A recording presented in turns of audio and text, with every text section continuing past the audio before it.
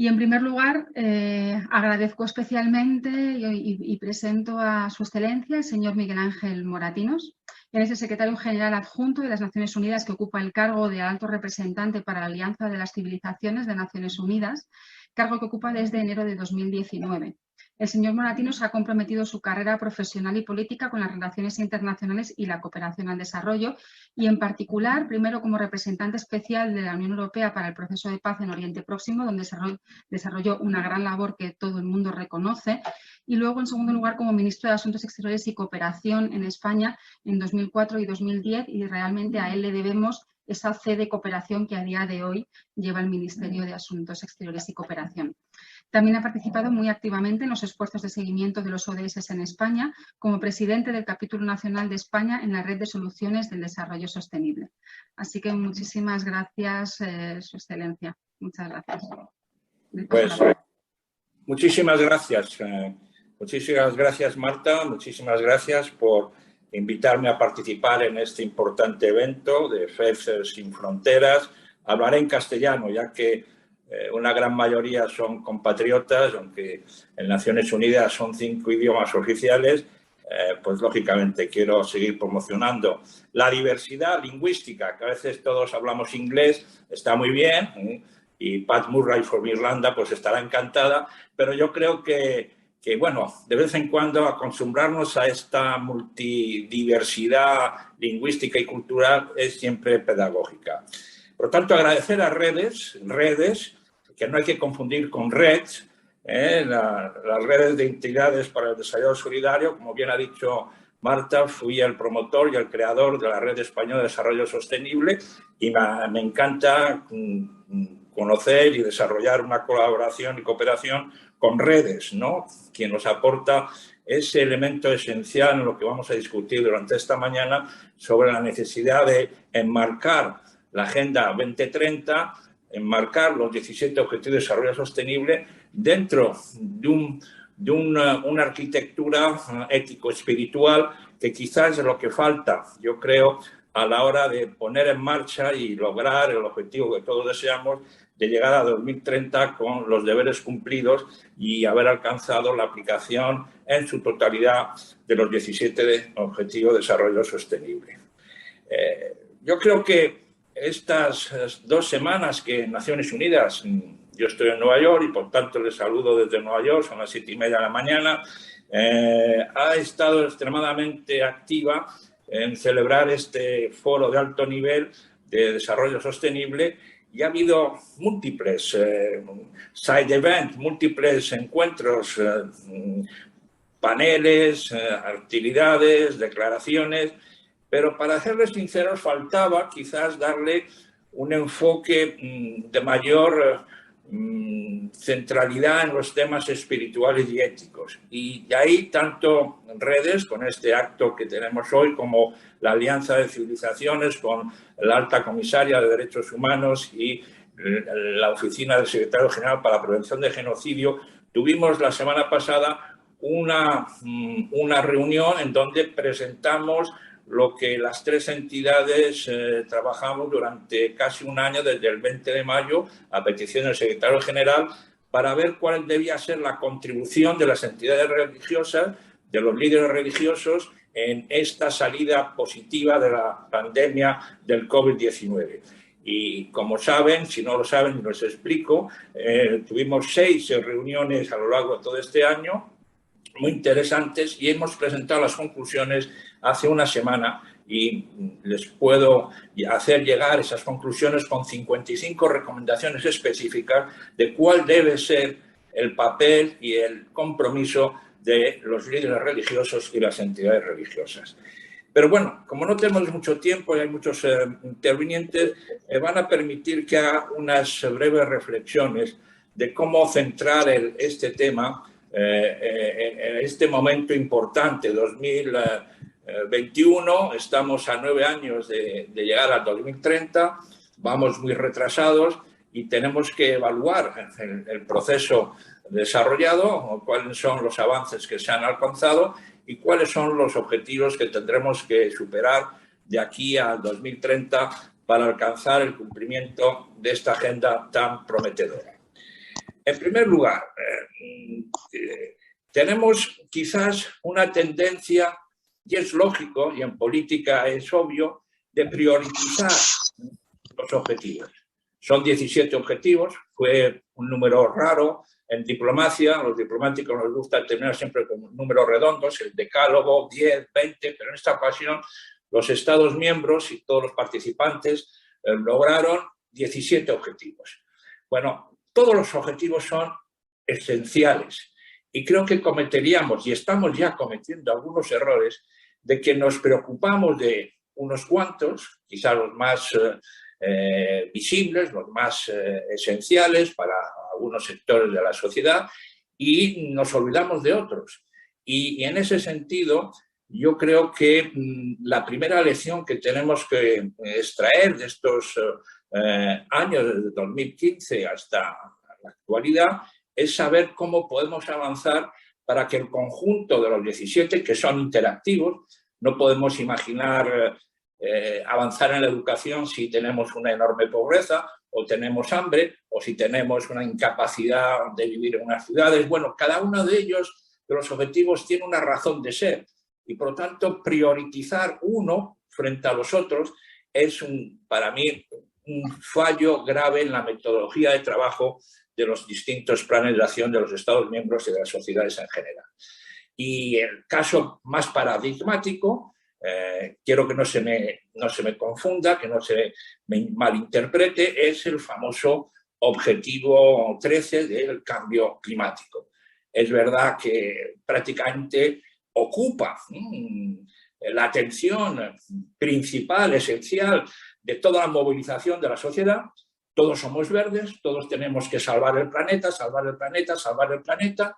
Y es obvio que lo tenemos que hacer. Y yo soy el primero que lucho en esa tarea. Pero no a costa de olvidar los otros objetivos que son iguales o similares o en el mismo nivel de importancia y de urgencia el atenderlos. Por lo tanto, salvar el planeta sí, pero salvar la humanidad, como digo yo, dentro de la Alianza de Civilizaciones de Naciones Unidas. Salvamos la humanidad, es decir, ponemos al ser humano, al ciudadano, en el epicentro de nuestra acción política y social y en general. Y por lo tanto, creo que esa es la primera reflexión que debemos tomar. Todos son importantes, todos tienen que avanzar, todos tienen que evolucionar y no simplemente el salvar el planeta, no simplemente el cambio climático. Es importante, pero no es el único. No cagamos en el síndrome verde, en donde, bueno, tendremos una sociedad verde, que respirará verde, que respiraremos un aire puro, pero luego nos seguiremos matando los unos a los otros y no pasará nada, y no tendremos una capacidad de reacción. Segunda reflexión es dónde podemos encontrar dentro de la Agenda 2030, de los 17 Objetivos de Desarrollo Sostenible, el marco moral, espiritual, de considerarnos que debe ser lo que nos lleve a evolucionar a un mundo mejor. Y bueno, podemos encontrarlo en el Objetivo de Desarrollo Sostenible 16, que habla de paz, que habla de justicia social, de inclusión social, pero medio oculto, no es el principal. Y por lo tanto, lo que yo creo que ha pasado desde el lanzamiento de los 17 Objetivos de Desarrollo Sostenible es que falta, digamos, una especie de paraguas espiritual, de frontespicio espiritual, ético, que lleve a las sociedades a mirar hacia el futuro.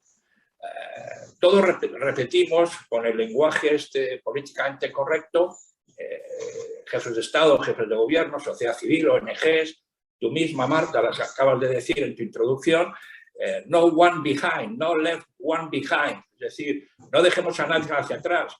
Bueno, de acuerdo, pero ¿qué significa eso? ¿Hacia atrás de dónde? Lo que a mí me preocuparía es no dejar a nadie sin horizonte, claro, ético, moral. Eso es lo que nos debía preocupar. Desde luego no dejar a nadie atrás, pero ¿hacia qué tipo de sociedad caminamos? ¿Qué tipo de sociedad tendremos si eventualmente en el año 2030 somos maravillosos y hemos logrado la aplicación de los 17 Objetivos de Desarrollo Sostenible, pero ¿dentro de qué marco? ¿Es que la ciencia y la tecnología nos van a dar la respuesta, como muchos creen, a resolver y alcanzar los 17 Objetivos de Desarrollo Sostenible? ¿Es que con simplemente los avances científicos, médicos, biológicos o tecnológicos vamos a ser capaces de aplicar esta agenda de manera positiva en nuestras sociedades? Este es donde yo creo que el elemento moral, ético y espiritual debe de ocupar y exigir su lugar en la agenda. Como no la tenemos que crear. Y creo que ese debe ser el objetivo de nuestro trabajo. La tercera reflexión es, bueno, lógicamente estamos hablando hoy a través de la pantalla, con todos estos problemas técnicos que siempre surgen, no es el primero, no será el último, porque siempre ocurre lo mismo, hasta que nos conectamos y no podemos vernos nada más que a través de esta pantalla dividida y rota y fragmentada, a través después del COVID-19 con la pandemia. Y el COVID-19, o la COVID-19, como se dice ahora en castellano, para hablar correctamente, es nos ha puesto en evidencia sobre la mesa precisamente las contradicciones brutales de nuestra sociedad. La crisis del COVID-19 ha sido una crisis sanitaria, desde luego, ha sido una crisis económica, una crisis financiera, una crisis incluso política, pero sobre todo ha sido una crisis humana. El ser humano, el ciudadano, se ha encontrado desprovisto de apoyos morales, éticos, se ha visto fragmentado, se ha visto marginado, se ha visto discriminado, se ha visto enfrentado a tensiones sociales internas en cada una de nuestras sociedades de enorme calado. Y de ahí que yo creo que tengamos que recuperar precisamente a raíz de las lesiones que extraigamos de la pandemia que hemos sufrido y que estamos todavía sufriendo, qué manera de volver a potenciar la centralidad del ser humano, del ciudadano en el mundo. Y la cuarta reflexión, para ir ya terminando, es ¿qué podemos ofrecer? Bueno, Su Santidad el Papa Francisco tuvo un gran eco, unánime, digamos, absoluto, total, cuando publicó su encíclica Laudatio Si.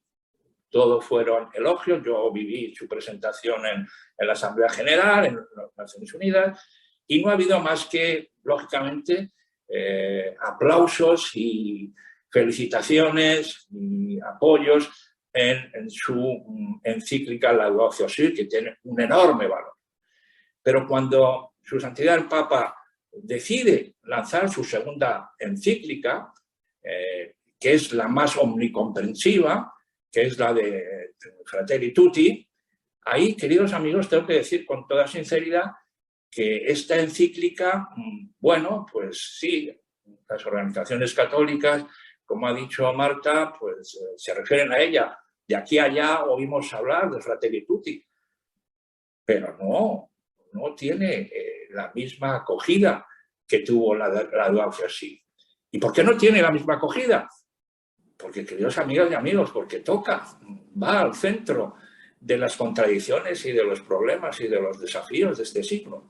Porque va al centro de lo que falta para la aplicación de la Agenda 2030. Porque nos dice y nos muestra el camino de cómo podemos recuperar la dignidad humana. Y claro, cuando toca y critica políticas neoliberales o políticas migratorias o políticas de distinto índole, entonces ahí los distintos stakeholders o interlocutores, bueno, miran a otro lado. Y por lo tanto yo creo que hay una labor muy importante de movilizar y realizar este tipo de webinars o de encuentros o de seminarios, de conferencias, para difundir el legado extraordinario de Fratelli Tutti. Yo no sé si la gente se lo ha leído, porque claro, son muchas páginas, son 8 capítulos y cada capítulo, cada página es una lección moral, ética, social, política, y por lo tanto, bueno, la gente hoy día no está acostumbrada a leer más que un tuit, ¿no? Y no les pasa de 2 frases. Cuando les pides leer un texto de 2 páginas, ya los políticos dicen eso es demasiado largo. Y cuando ya no te digo si les das un texto de 70 páginas, 60 páginas, eso es un imposible. Bueno, pues convendría intentar trasladar el mensaje de su santidad y movilizarnos todos en conseguir ese Fratelli Tutti. Él lo está haciendo ya a través de iniciativas concretas como con el gran imán de la Al-Azhar de Egipto, el gran imán Ahmed Tayeb, cuando confirmaron el documento extraordinario de Human Fraternity, de fraternidad humana, y ahí ya indican una serie de propuestas, sobre todo la propuesta de reforzar no solamente cada una de las identidades, pero no en negativo. Dice que por ser católico no voy a renunciar a mis valores y principios católicos porque hablo con mi amigo musulmán, o voy a abandonar mis creencias o mis principios porque me acerco y escucho al representante de la comunidad judía o al representante de las comunidades hindús, etcétera. No, todo lo contrario. Es lo que nos da al individuo, al ciudadano, la capacidad de escuchar, de entendernos y de comprendernos. ¿A través de qué? A través del diálogo, pero no de cualquier diálogo. Él lo dice muy bien en Fratelli Tutti, dice lo que estamos haciendo hoy, pues él lo definiría un monólogos en paralelos. Yo voy a hablar y luego voy a escuchar a todos los compañeros que forman parte de esta reunión y nos vamos a encontrar divididos. Por lo tanto, creo que en el capítulo 8, que es el último capítulo de Fratelli Tutti, su santidad el Papa lo dedica al papel de las religiones al servicio de la fraternidad del mundo. Y esa palabra fraternity, fraternidad, es una palabra que tenemos que conjugar diariamente cada uno de los ciudadanos del mundo. Por lo tanto, yo concluiría con las propias palabras de su santidad el Papa. Decía, asumimos la cultura del diálogo como camino, la colaboración común como conducta, el conocimiento recíproco como método y criterio. Y cita a Charles de Foucault, que se refugia en el desierto y que quiere convertirse en ser el hermano universal. Pues bien, muchísimas gracias. Me he olvidado mencionar el apoyo de mi amigo Miguel Ángel Velasco, que fue el que me logró convencer y animar para participar en este evento. Y de nuevo, muchas gracias. Y ya le digo, nos corresponde a todos nosotros seguir en esta lucha para enmarcar el futuro con una arquitectura en donde el elemento ético, moral y espiritual tenga su centralidad en las sociedades que estamos construyendo. Muchísimas gracias. Muchísimas gracias, señor Moratinos, por compartir con nosotros estas reflexiones, ¿no?, que nos ayudan a avanzar, y también por esa invitación a la valentía y a seguir poniendo el foco, como dice la Fratelli Tutti, en los temas que son fundamentales y que tenemos que cambiar para hacer la agenda una realidad.